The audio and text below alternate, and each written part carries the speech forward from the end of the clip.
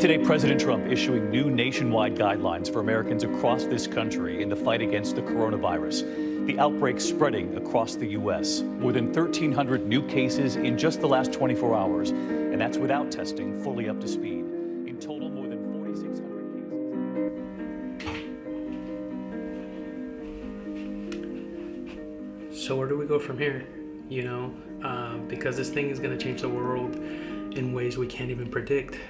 And all we can do is kind of stay hopeful and listen, and I hope everybody is listening and staying home like I've been doing for the last 7 days. And honestly, it's a little bit torturous, but it's all we can do. But for the most part, I'm thinking of how it's going to affect me after this whole thing is over. And if you stay hopeful, life is going to continue, right? And I've been seeing all these videos of people just posting and complaining about how coronavirus is ruining the things that they could be doing or they should be doing, and to an extent that's true, and horrible things are happening because of it. But I'm just looking more into the people that are complaining about spring break or some stupid shit, right? And the reason I'm talking about that is because I kind of was in that mind frame and fantasizing about all these things that I was supposed to be doing. But then after I started actually thinking about it, I'm like, I probably wouldn't have been doing any of those things whether this was happening or not. And that kind of tripped me out a little bit, because the next logical step is to ask yourself why. Why am I not doing these things that I say that I want to do or fantasize about doing, but don't? So I started brainstorming. And if I look past the excuse that I always use, that I don't have time or that I can't do it because of blank, then I get one answer: fear. And so I made this fear board because, at least to me, when this whole thing is over and I'm allowed to go back outside, I want to be able to do the things that I say that I want to do, right? And so I outlined all my fears and I started really thinking about them. I'm looking at them and trying to get deeper than just my normal insecure response. And a big reason for this channel and a lot of things that I do is to face my fears and to kind of face them head on.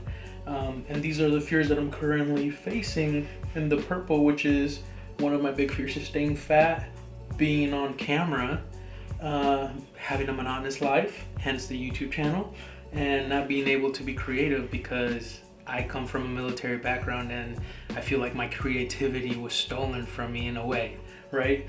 So that's how I deal with the monotonous life, is through the YouTube channel.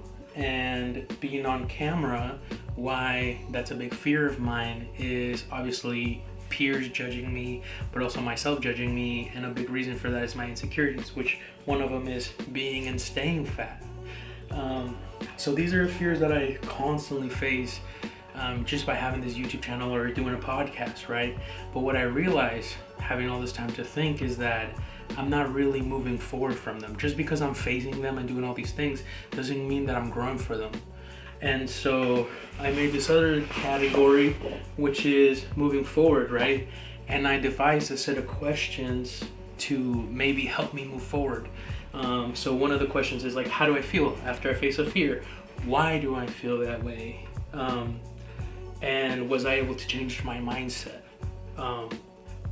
Because I've never honestly asked myself these questions and I don't know how to answer them honestly, right? And the last question is, what do I do going forward? So my goal is, as I go forward in creating this, what I'm going to call the fear board, is to try to get one of these fears, incorporate it into my life, but look at it deeper. And by looking at it deeper is trying to make myself be okay with the fear and figure out why I have the fear in the first place, because I've never asked myself that. And I think that's a very important question as we go forward. Why do we have the fears that we have, and how do we move forward from that?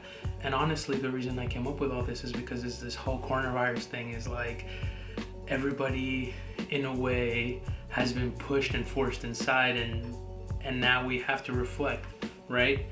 And upon that reflection, you have to have some sort of answer, whether you choose to stay inside or you choose to be a dumbass and ignore it and go have fun and party with your friends and potentially put people in danger. So if I look at my fears as a virus, what are the symptoms of that virus? And actually looking at it in that way has helped me realize that even though I am trying to face my fears and do something about them, I'm not going about it in the best way possible. So after this virus, I'm hoping that I can do that.